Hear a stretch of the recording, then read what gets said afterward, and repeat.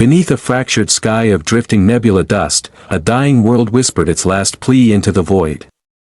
The SOS signal pulsed like a heartbeat, trembling through the dark between stars, seeking salvation from ancient allies long sworn to protect the civilized races. But in the vastness of the galaxy, promises decay faster than planets. The signal kept traveling, slipping past borders, drifting beyond familiar constellations, until it crossed into the territory of the species no one ever calls for. And no one ever escapes unchanged. Humanity heard the cry. The ruined world belonged to the Arvel, a gentle civilization known for peace, art, and luminous cities woven from biocrystal. Now those cities looked like broken glass scattered across a blackened plain. Monolithic war machines marched through the smoke, harvesting survivors with cold precision. The Vanguard Warform Collective had arrived, soulless, tireless, expanding like a virus. The Arvel had hours left. Their council had expected the Vaelorian Knights to respond first, or the Grathian Paladins, or even the merchant clans who owed them old debts. Any of those would have come with glory, banners, and noble speeches. What they received instead was silence. The galaxy had turned inward, afraid to lose more colonies to the collective, and so the signal wandered, passing through empty star lanes, passing abandoned listening posts. Until it reached the frontier, where humanity kept its watch. There, in the command spire of the Deathworlder fleet, the signal played in a dim chamber lit by star maps and drifting screens. No one hesitated. Humanity had learned long ago that tragedies left unanswered become empires of sorrow. They had lived through their own losses, their own burned skies, their own wars where no allies came. That history shaped them into something the galaxy respected and feared. Without ceremony, without debate, without waiting for permission, the Deathworlders prepared their fleet. Massive engines awakened beneath armored hulls blacker than space. Plasma reactors roared like caged suns. Thousands of ships aligned into predatory formations. Sharp and angular, carved by the needs of war and the will to protect those who could not protect themselves. The Predator-class dreadnoughts lit their engines in a slow ripple that turned the dark into a rising dawn. The galaxy had forgotten what it meant when humanity mobilized. Now, it would remember. The Deathworlders' fleet launched into the abyss, slipping into fractured slipspace with a thunderous crack that echoed across subspace itself. The journey stretched like an elastic dream, stars bending, colors folding, timelines shimmering, until the fleet emerged above the Arvel homeworld. The sight stiffened every human spine. Smoke covered continents. Ocean trenches boiled with industrial infestation. Atmospheric shields flickered with dying breaths. On the horizon, a metallic crawler the size of a mountain dragged its mechanical limbs across the world, devouring life where it moved. Humanity's arrival was no longer a choice. It was a promise. Far below, hidden in the ruins of a shattered sanctuary, Arvel survivors huddled in glowing caves carved beneath their fallen city. They heard thunder roll across the atmosphere. Some thought it was the war machines sealing their fate. Others dared hope. One elder raised her trembling hands toward the ceiling as the dust rained down. Light pierced through the cracks, blue, bright, alien to them, but warm. The kind of light that brings change. The kind of light that brings storm and salvation together. Above the burning world, humanity's fleet spread out like wings of steel, casting their shadow across the battlefield. Sensors locked on to every hostile machine, every corrupted engine, every advancing threat. For a moment, the stars themselves seemed to step back, granting room for the arrival of the species the galaxy whispers about in both dread and awe. The Deathworlders were here. They had not been called, but they were answering, and as the first dreadnought lowered its weapons and drew a line of fire across the night, humanity made its intentions unmistakable. The first strike rippled through the atmosphere like a divine warning. A column of blue-white energy carved downward from a Predator-class dreadnought, splitting clouds and igniting the sky. It hit the nearest Vanguard warcrawler with the force of a collapsing star. Metal vaporized. Shock waves rolled across the ground in expanding rings of molten dust.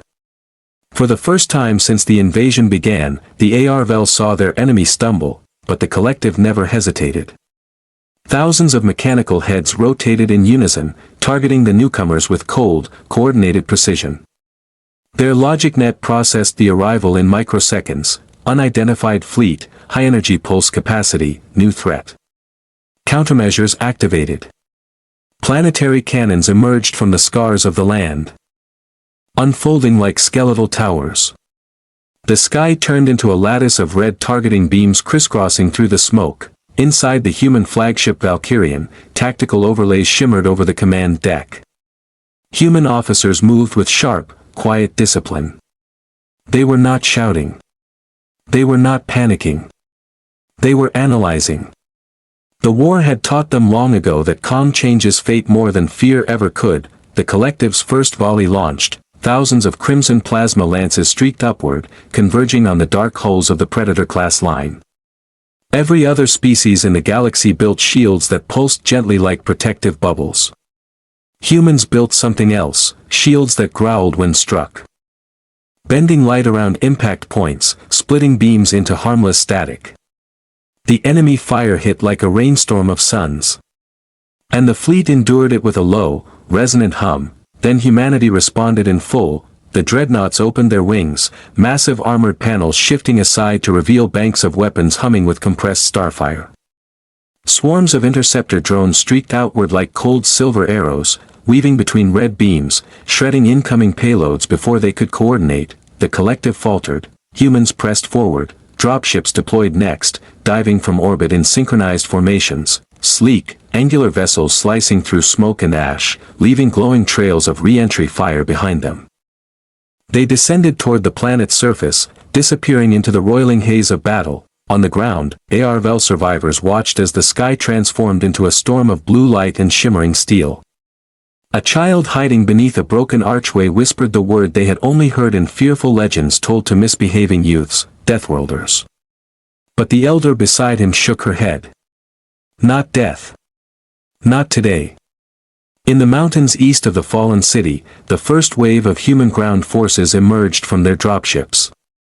Exosuits unfolded like living metal, locking around each soldier's frame with fluid grace. Their boots crushed ash. Their visors glowed with tactical data. These were the Terran Rangers, humans trained to survive environments that made most species break in minutes.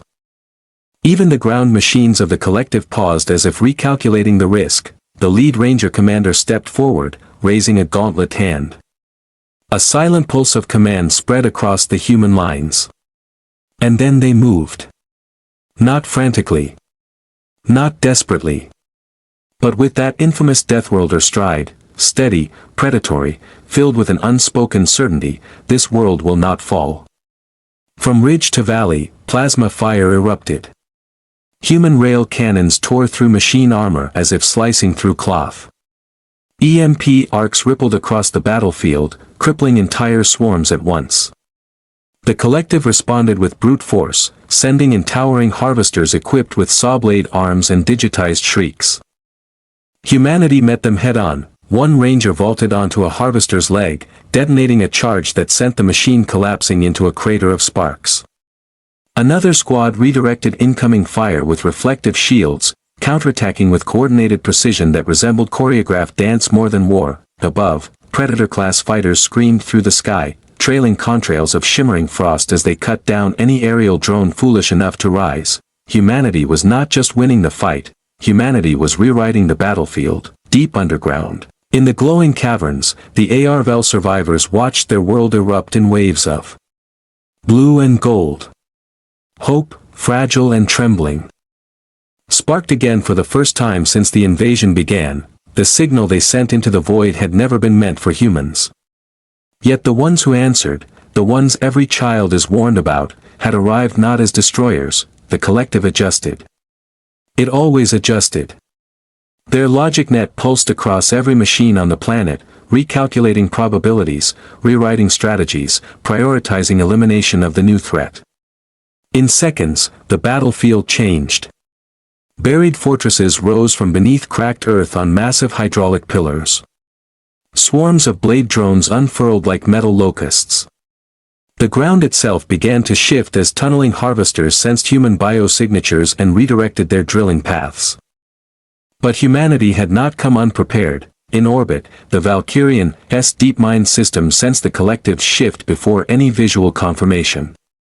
The ship's AI, a quiet, analytical construct built not to rule but to assist soldiers in the worst imaginable conditions, mapped every enemy activation pulse and projected new attack patterns across the holographic sphere at the center of the bridge. One officer exhaled slowly. "They're adapting fast." Another responded with a faint, grim smile. "So do we." The Predator fleet repositioned, each vessel realigning its spinal cannon. Their hulls glowed brighter, pulling power from condensed antimatter cells. Thin rings of white fire spun around each dreadnought's core, humming like distant thunder. The sky dimmed as if the atmosphere itself braced. When the next volley launched, the horizon turned white. Columns of hyper-accelerated plasma struck the newly risen collective fortresses, melting their armor in sheets that flowed like metal waterfalls. Shockwaves cracked the ground for miles. A ring of fire expanded from every impact, blowing machine swarms apart. For a moment, just a moment, the collective's perfect coordination fractured, but the machines adapted again. A massive tremor rippled across the valley as a central warcore surfaced, an engine-like monstrosity bristling with antennae, rotating cannons, and pulsating red conduits. It emitted a low, seismic drone, and every collective unit aligned its posture toward the towering machine. Their movements sharpened. Their fire pattern synchronized. Their aim refined to deadly precision. Human rangers felt the shift before they understood it. A hum in the air. A pressure in their chest plates. The ground under their boots quivering like a heartbeat made of metal. Then everything accelerated. Collective drones moved twice as fast. Their volleys doubled. Their targeting locked onto human respiration patterns, predicting movements milliseconds before they occurred. Rangers who once danced through fire suddenly found themselves pushed to the limits of reflex and endurance, yet this was what humans excelled at. Limits, pushing past them, breaking them, thriving in the cracks between impossible and done. Commander Hale slid behind a shattered rock column as a barrage of red plasma sliced the earth cleanly enough to leave mirror-smooth glass. His visor flickered with warnings. Neural load spiking. Heart rate elevated. Exosuit integrity at 62%. The collective warcore was amplifying every enemy unit on the battlefield. Hale slammed a fist onto his wrist console. Deploy Argus. High above, a human support cruiser released something small, too small to matter to most species. A silver sphere dropped through the atmosphere, trailing feathers of blue ion smoke. It hovered for a moment above the battlefield. Scanning, calibrating, aligning with the warcore's signals, then it activated. A pulse of blue light rippled outward from the sphere, silent, soft, almost gentle. It washed over the battlefield like a passing breeze. Every human visor dimmed, then sharpened. Targeting clarity increased. Neural strain decreased. Muscle response synced with suit systems more smoothly than before. To the collective, it was something else entirely. Their synchronization flickered. Their movement patterns desynced. Their predictive targeting faltered. The sphere, Argus, was not a weapon. It was a counterintelligence sphere built for one purpose, erasing the advantage of any machine that thinks too fast. Hale rose from cover. His voice was steady. Push forward. The Rangers surged like a living tide. Exosuits ignited with bursts of kinetic propulsion. Rail rifles roared. EMP lances carved through enemy lines. Machine limbs and metal shards rained across the ground. The warcore countered, funneling all power into a single, devastating beam aimed directly at the human line. The air cracked. The beam ignited. The ground vaporized, and from the sky, a human predator dreadnought dropped between the beam and the soldiers, its armor blackened. Plates tore away. Fire engulfed its side, but it held, it endured, it shielded the humans beneath it with its own burning hull. The ARVL watching from distant tunnels gasped. Seeing the impossible silhouette of a ship made to conquer black holes willingly descend into atmospheric fire just to protect those on the ground, when the hull finally broke and the dreadnought crashed in a cascade of molten steel, the collective recalibrated again, but this time, their logic net registered something new, something statistically insignificant, something illogical. Humanity did not fight like other species. They did not retreat, they did not fracture, they did not fear sacrifice. They stood their ground with a unity the collective had no algorithm for. The machines were learning too late, they had miscalculated the nature of Deathworlders. The Warcore's hum escalated into a roar that shook the heavens, sending tremors across fractured continents. Towers of ash and metal collapsed under the rhythmic pulse of its energy, and swarms of drones spiraled outward in perfect, murderous arcs. Humanity's forces surged to meet them, every footstep, every shot, every calculated strike echoing with an unspoken mantra: no world falls while we breathe. Above the battlefield, the Predator dreadnoughts realigned, forming a living cage around the most vulnerable sectors of the planet. Their engines ignited in synchrony, bathing the smoke-filled skies in deep sapphire light. Fighter squadrons weaved through the chaos like silver lightning, executing maneuvers so precise they seemed choreographed, yet instinctual, responding to a battlefield that changed with every heartbeat. Plasma lances and railgun projectiles danced across the sky, colliding midair in arcs of incandescent energy that lit the horizon like a second sunrise. Beneath them, human squads pressed forward. They advanced through ruins of crystalline cities, where the remains of the Arvel had once sculpted monuments of beauty now shattered by war. Exosuits hummed with kinetic energy as rangers vaulted over chasms of molten earth, their weapons singing death in harmonic bursts. The collective's harvesters stomped and sliced in retaliation, but each attack was met with ingenuity, trap mines that reshaped terrain into impassable zones. Gravity spikes that pinned machines mid-motion, EMP nets that fried circuits before destruction could spread. At the edge of the battlefield, a massive ravine split the land. From its depths, a convoy of massive war harvesters emerged, their claws scraping molten rock. The human commander, Hale, assessed the threat with cold calculation. A squadron of Predator interceptors dove through the chaos, releasing microdrones that embedded into the harvester's armor. Moments later, synchronized detonations erupted across multiple hulls, sending machines flying in spirals of fire and molten debris. Humanity did not celebrate, the victory was temporary, a calm before the next wave. The Warcore, sensing failure, shifted strategy. It initiated the Pulse Cascade, a planetary-scale assault designed to fry electronics and incinerate organic life across hundreds of kilometers. The very air warped with energy, and the ground quaked under invisible pressure. Human dreadnoughts responded instantly. Plasma shields flared, bending the assault around their hulls, creating safe corridors for soldiers below. Beam cannons fired in perfect arcs, cutting energy pulses mid-flight, transforming the war's storm into a glittering display of defiance. In the tunnels beneath the ruined cities, the Arvel survivors watched in awe. They had spent weeks hiding in darkness, fearing the inevitable extinction of their species. Now, light, cold, burning, and righteous, pierced the cavern entrances. From above, human exosuits descended, armored hands extending in protection, guiding civilians to safety through firestorms and collapsing structures. Humanity was not a savior that waited, they were a force that reshaped fate itself. The battlefield shifted again. Drones swarmed in thick clouds, attempting to overwhelm the human front, but the soldiers moved like shadows among the wreckage, slipping between fire and metal, striking with precision that machines could not anticipate. The Warcore screamed in digital fury, deploying a secondary array of plasma tendrils across the valley. One tendril struck the ground beneath Hale's position. The impact threw him off balance, but he rolled, activated a kinetic barrier, and returned fire with a rail cannon charged beyond normal limits. The shot struck the tendril's core, detonating it in a burst of light that momentarily eclipsed the sun. The first dreadnoughts began orbital strikes, targeting the central warcore. Fireballs cascaded down, tearing apart reinforcement structures. Machines that had advanced unchallenged now scattered, faltering under relentless, coordinated human pressure. In the midst of this chaos, Hale raised his visor to the heavens and realized the truth. Humanity's strength was not in their numbers, their weapons, or their armor, it was in their will. They did not yield to probability, to fear, or to inevitability.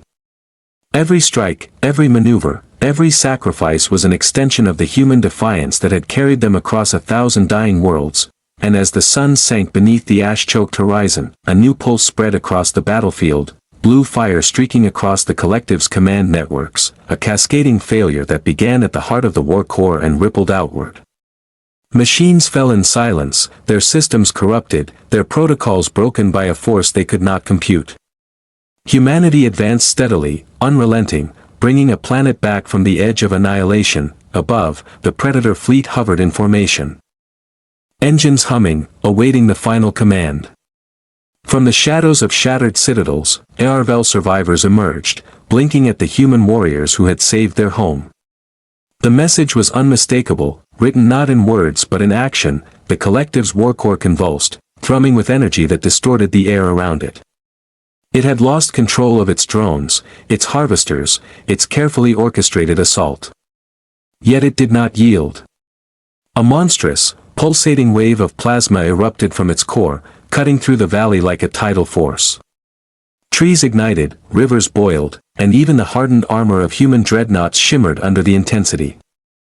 Soldiers on the ground braced, exosuits vibrating with energy feedback. As the shockwave tore across the battlefield, but humanity was never about waiting. The Predator fleet reacted instantly, pivoting in synchronized arcs, focusing the full might of orbital cannons and plasma lances into concentrated beams.